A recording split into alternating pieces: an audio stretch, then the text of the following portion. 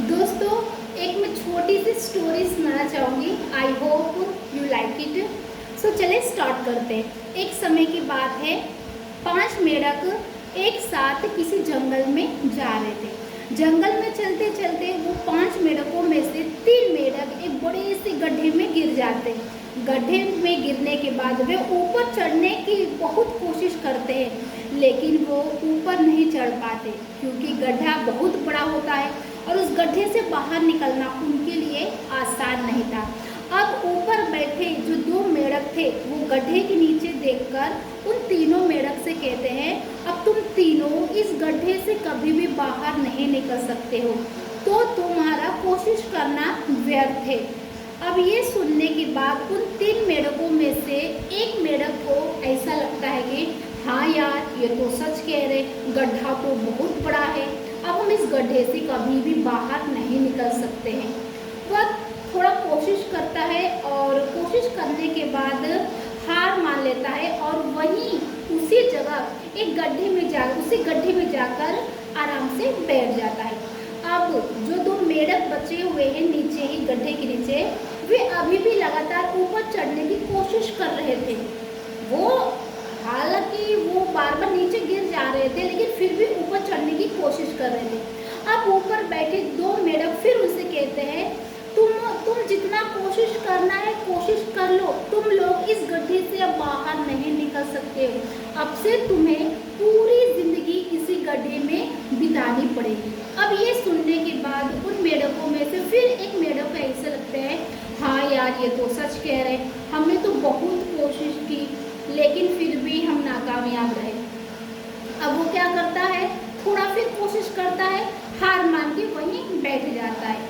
लेकिन पता है, अभी भी एक मेढक जो बचा था वो अभी भी लगातार ऊपर चढ़ने की कोशिश कर रहा था।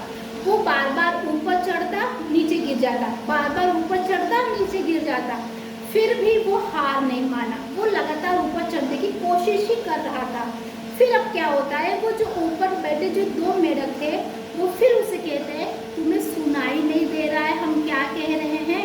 उन दोनों ने हार मान लिया है और तुम अभी भी ये सोचकर ऊपर चढ़ रहे हो कि तुम इस गड्ढे से बाहर निकल सकते हो, तो तुम इस गड्ढे से बाहर नहीं निकल सकते।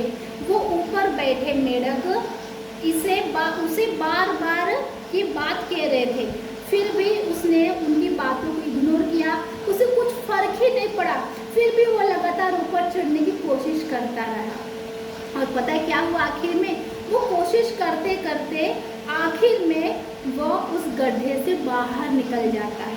अब सारे मेढक उसे देख के हैरान। अब वो सोचते हैं कि ये आखिर निकला तो बाहर निकला कैसे?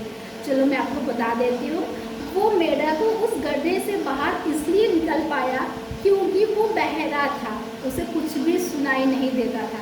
ये छोटी सी स्टोरी बताने का मॉरल दोस्तों यही है कि जब भी आप लाइफ में कुछ अच्छा सोचते हो, कुछ अच्छा करने की सोचते हो, तो आपके आसपास पड़ोसी या तक रिलेटिव्स या तक फैमिलीज भी आपको रोकने के लिए, टोकने के लिए आएंगे।